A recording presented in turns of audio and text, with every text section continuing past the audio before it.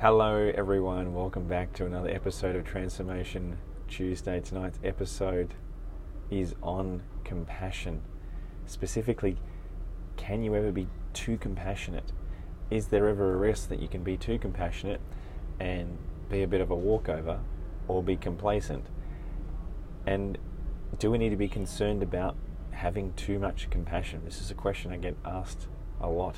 So tonight's episode is going to be looking at what is compassion really, why is it important, how do we need to actually apply this at a deeper level in our life. And when I first took a look at compassion, it was something I didn't really understand. I didn't really resonate with it. So I'm going to be sharing with you a lot of the misconceptions and ways that you can improve your ability to relate to compassion and use it in your life. So first of all, let's start with, what is compassion? What is it? Well, the definition that Google gives you is a definition that I don't particularly think is the most empowering or expansive definition of compassion. When you look at the definition in Google, the first definition that comes up is compassion is sympathetic pity and concern for the sufferings or misfortune of others. Well, I want to clarify this and create some distinctions as we go through this episode, because compassion is far more than just being sympathetic, and it's more than just being pitiful. It's more than just looking at the suffering of others and looking at understanding it. It's actually coming from a place of love and affording someone a level of understanding and care and giving them the benefit of the doubt. So if we have a choice between giving someone opting towards love or opting towards fear, what compassion says is, well, I'm going to give this person the benefit of the doubt, in the sense of I'm going to do my best to understand them and have a level of care for them such that I'm not going to judge that person. So that's really what compassion is. Compassion is the opposite of judgment. Hey Charmaine, welcome aboard. Good to have you here. So compassion really is the absence of judgment. It is the presence of love. But fundamentally, it's a few of these ingredients that get fused together. The ingredients that we're talking about that come together to form what I believe is a much more expansive definition of compassion is understanding, plus love, plus kindness, plus giving someone the benefit of the doubt.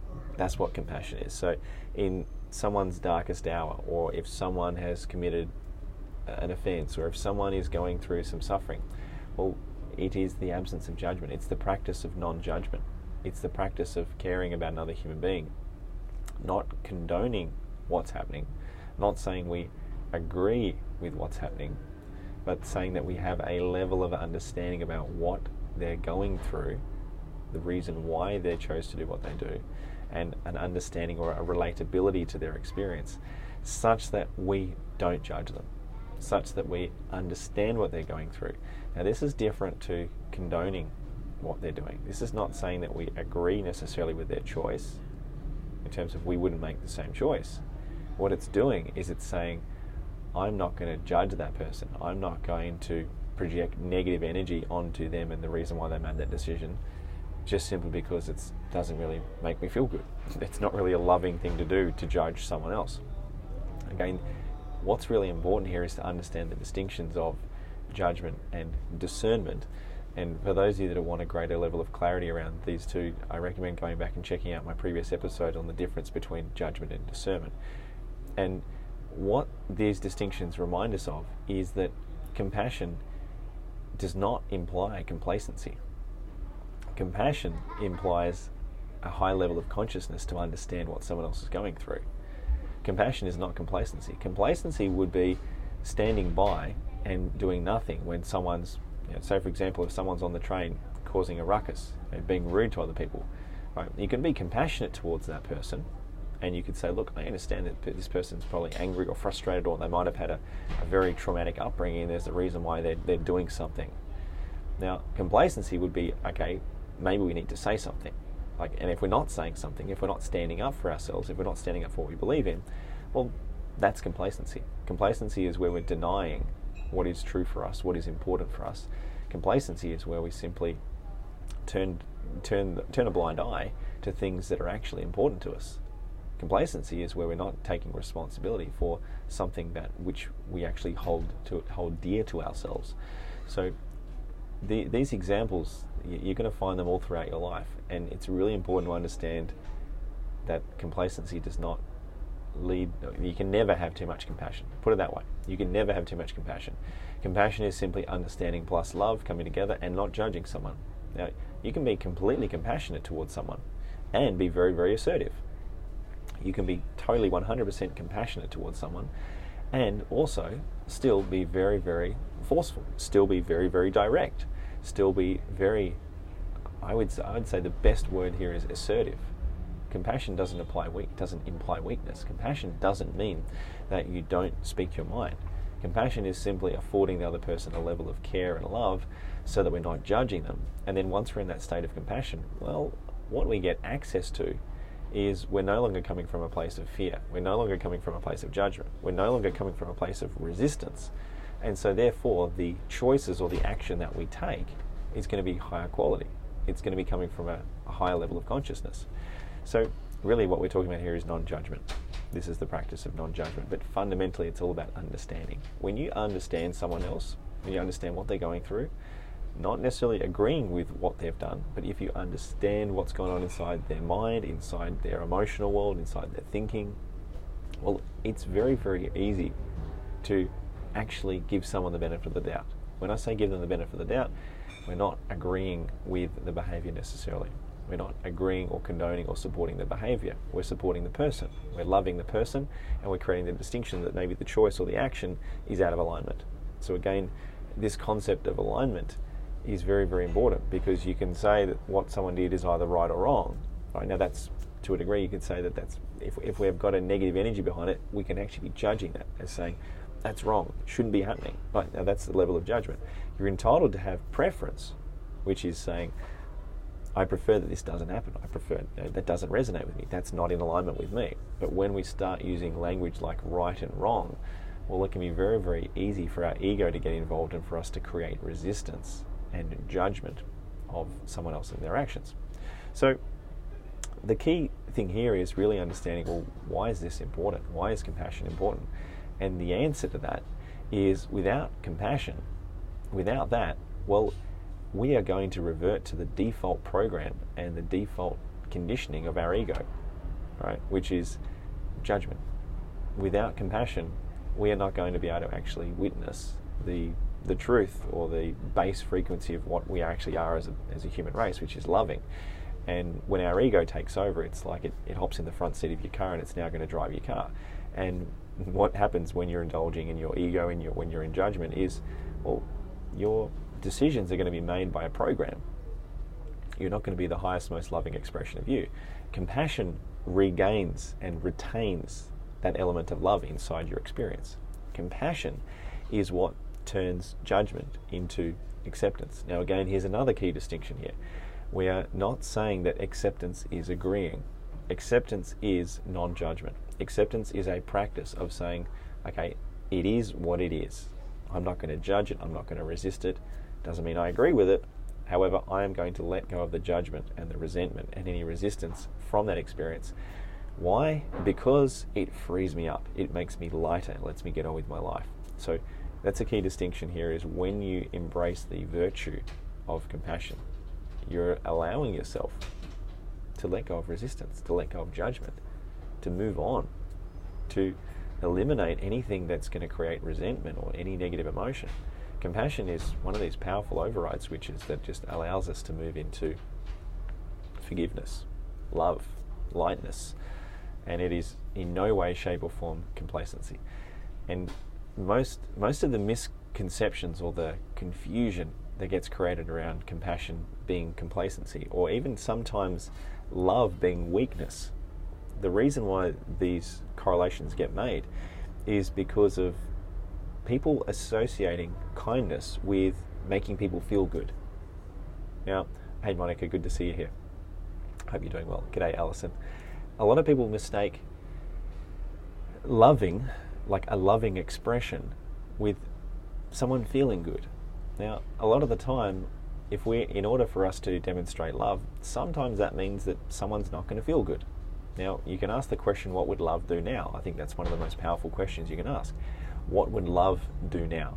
Now, yes, that question is going to be limited to the level of awareness and the depth of the virtue and the value of love that you have. But fundamentally, we've got to ask that question from a place of, okay, love isn't complacency. Love is power. Love is choosing to acknowledge who are we at our core. What is our authentic expression? And when you answer that question, what would love do now? Love isn't complacency. Love isn't turning a blind eye to what needs to be attended to. Love isn't making choices that are out of alignment. Love is, in times that are required, love is being bold. Love is being assertive. Love is being strong. Love is being willing to be courageous to say what needs to be said in the moment because it's the right thing, not because it's the comfortable thing. So this concept here of love, this is really what everything boils down to. Compassion is the gateway. It's a doorway to access deeper levels of love. And I didn't really appreciate this concept of compassion for most of my life. In fact, when I started looking at virtues and values, I started looking through a list of virtues and values and just started doing some of the deeper inner transformational work. This was about 5 years ago. And I looked through the list of all these virtues and I looked at compassion and it just did nothing for me. I just looked at it and thought, what's the point of that? It's like a bit of a weak one. You know, I like the ones that are like excitement and empowerment and, you know, enthusiasm and vitality. And I looked at compassion and I didn't really understand why it's so powerful, why compassion is the ultimate doorway or access to experiencing love. And the reason is because it starts to override the ego. It starts to override the default human nervous system, which is the fear-based expression that a lot of us live day to day through. So when we're activating compassion, we're in a state of being where we're naturally more understanding. We're naturally gravitating more towards letting someone have the benefit of the doubt. Not in the case of agreeing with what they're doing, but understanding where they're coming from and why they're doing what they're doing. That's really fundamentally why this is so important, is because when you can be compassionate, you don't suffer. Substitute the word, I think the closest word that I resonate with compassion is understanding. Actually understanding what someone's going through. If you understand someone, there's no resistance there. If you understand a situation that someone else is going through because you've been through it, well, you're compassionate towards them. You have a level of understanding about what someone's been through. It's the same thing when we're both speaking the language of English. We both understand each other. If I was speaking Chinese or Spanish to you, you probably wouldn't understand me right now. So these are the things that we need to pay attention to. There is a level of understanding that's required in order for us to feel connection with someone else, to afford them with a level of kindness and consideration. Now, let me explain to you and share with you the difference between sympathy and compassion, because this is a really important distinction. Sympathy is now where you're now experiencing the same emotional state. Sympathy is where you can tap into what emotion are they experiencing. Now, it's actually, to a degree, it's actually feeling that feeling that they're experiencing. It's actually putting yourself in the same position. So you actually start to take on that experience. Well, I would suggest that a much more empowering way to approach that would be, instead of maybe doing sympathy, compassion is a far more empowering approach. The reason being is compassion is understanding what they're going through without needing to drop into the emotional experience and re-experience it. For example, if you know that someone's going through depression, right? Well, you could be experiencing a lot of sympathy. Now, sympathy meaning you are now imagining that you're them and you're now almost feeling depressed as well. Right? So if you are sympathetic, then what does it do to your energy? Does it elevate your energy or does it lower your energy? Well, sympathy, generally the way that most people do sympathy, is because you put yourself in their position. If they're going through something that's kind of heavy, well, it's gonna reduce your vibration. It's gonna reduce your energy. It's not going to elevate you. It's going to actually diminish you. Now, whereas with compassion, you can actually approach that with a sense of lightness and understanding, because you know, oh, okay, I understand what that person's going through. And instead of dropping into that negative experience, you can actually stay neutral or above the positive axis, if you like, and stay dissociated from that experience, as we say in NLP. It's dissociated from that experience, which is understanding, but not needing to buy into the story, not needing to buy into the negative emotions. Understand what they're going through, and yes, have a level of consideration and kindness for them, but we don't need to feel the negative emotions and don't need to create unnecessary suffering that sometimes comes with the sympathy. So that's just a little bit of a distinction between compassion versus sympathy. So for me now, my preference is to be compassionate rather than sympathetic, because sympathetic doesn't really elevate me, doesn't really help me with the situation, whereas compassion, it provides me with an inner resource and in an emotional state to be able to actually choose how I want to relate to that situation. So it's choosing a higher frequency, it's choosing a higher vibration, choosing a higher level of consciousness, which I think is really important. One of the questions, hey Livio, good to see you here, brother. Hope you're well. One of the great questions that I love answering is, how do you avoid complacency? Because for a lot of people, they find it difficult to be compassionate, and they find if they are too compassionate, they find that they don't speak their mind. They find if they're afraid if they're too compassionate, that means that they're not going to communicate what needs to be communicated. Well, again, complacency has nothing to do with compassion. Compassion is simply understanding where someone's at and just not judging them. That's compassion.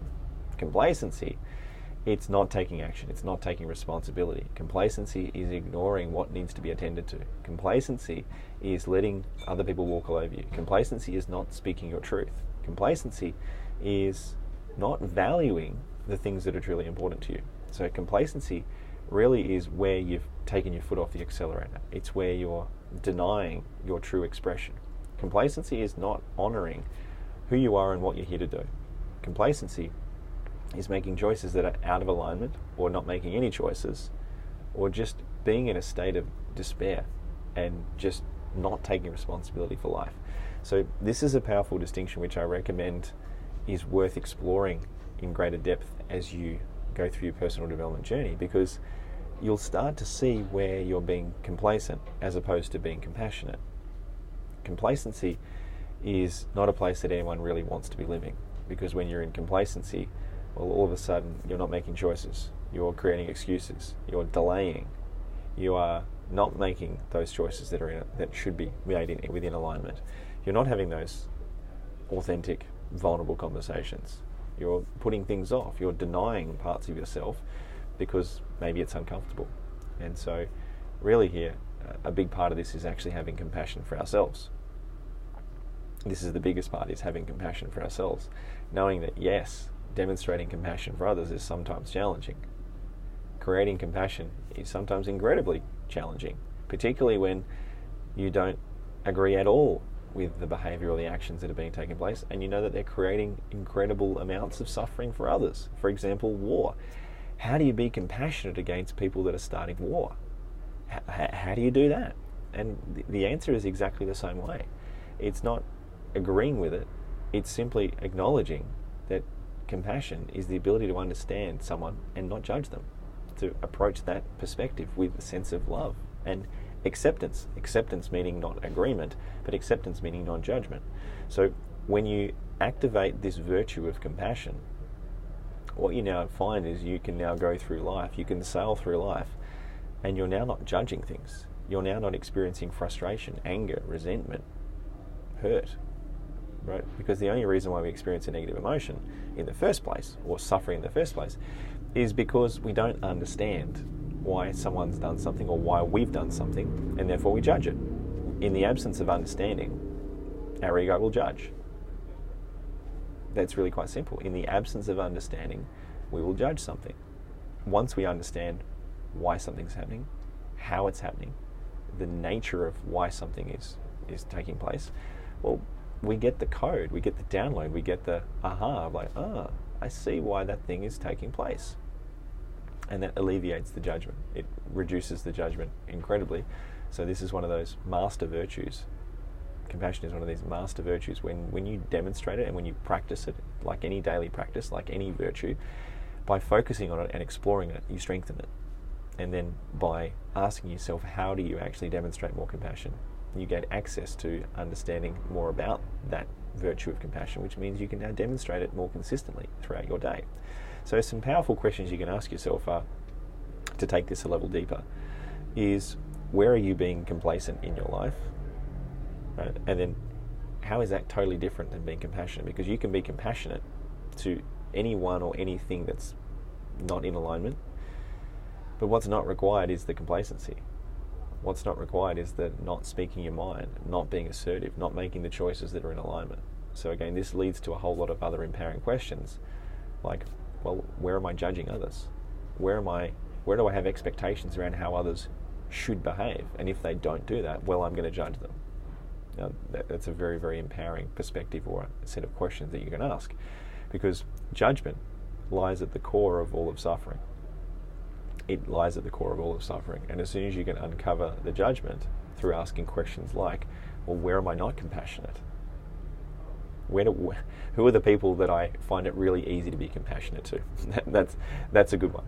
Because for a lot of us, it can be very, very easy to be spiritual or to be loving and kind in certain areas. Oh, in this area, I'm very, very compassionate. I'm very, very loving. These people are wonderful. But in this area, oh, no, they're horrible. That's different. I'm not going to apply love or kindness or compassion over here. That area there, I can be kind and compassionate in all these other areas, but not that. Now, that's a major clue. It's a major clue that there's some serious covert judgment taking place there, and we're in some serious resistance to that element. Now, that's a great awareness to arrive at the place of knowing that if you have difficulty being compassionate to certain people or certain things, well, that's just a clue.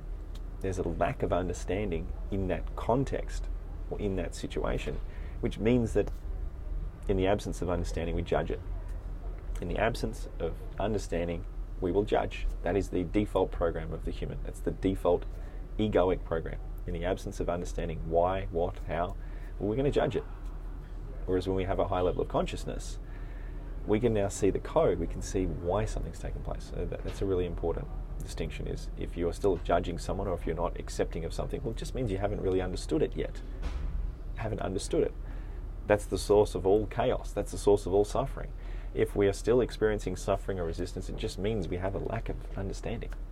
Because if we had full understanding, full conscious understanding of something, we wouldn't be suffering. We would understand it, and we would know exactly why that's taking place. It's like when you're operating your computer, and something's gone wrong. It's frozen. It's easy to get frustrated and think, why isn't this thing working? Whereas if you were a computer program and you could see all the lines of code and all the circuits and everything, if you had full awareness of everything that was taking place inside this computer, you could say, well, I know why the computer's freezing. I know why it's glitching. It's because of that, and that, and that. You can problem solve it, just like with a car. When you take your car in to see the mechanic. Right? The mechanic knows why the car's broken because he understands how the car works. So whenever you have a breakdown, well, the reason why the car's broken down is, okay, well, there's something broken and we need to have a level of understanding to fix it. So see suffering or judgment or complacency, any of these concepts, as if we are demonstrating these consistently, and if we haven't quite figured them out, all that's missing is a level of understanding of how something's taking place at the thought level, at the emotion level, at the feeling level, or understanding others, understanding yourself. It really comes back to understanding, which is quite humbling. It's actually quite a beautiful realization to have. It's a beautiful realization to have, to know that we still have a level of understanding that we're not yet connected to, that we haven't tapped into, that we haven't activated. And if we haven't got that level of understanding yet, great, celebrate that. It's something to be celebrated. So that is compassion versus complacency. That is a little bit more about why compassion is so important. And to make this even more tangible, what I recommend is exploring what is compassion for you. Actually write this question down. What is compassion? Because for myself, when I first looked at this, I didn't have a clue what compassion even was. I didn't have access to that. It wasn't even part of my vocabulary. It wasn't even available emotionally or spiritually or conceptually. I didn't have access to that. So I recommend that you see compassion as an exploration. The more that you explore this, the more you deepen your awareness around compassion by writing the question, what is compassion? And asking yourself, why is it important? you are going to deepen your awareness around a whole lot of other associated dimensions around acceptance, non-judgment, love, kindness, and living your life in alignment with your true expression. So I'm going to leave it there for this week, guys. I trust that was valuable. I trust that was some new insight, some clarity there on some distinctions that perhaps you already knew or thought you knew. And yeah, it's a great opportunity to deepen your awareness of compassion. So I'm going to leave it there for this episode. Trust you guys got value from that. Looking forward to seeing you guys again next week. Until then, much love. Wishing you guys all the best. That's a wrap for Transformation Tuesday. Bye for now.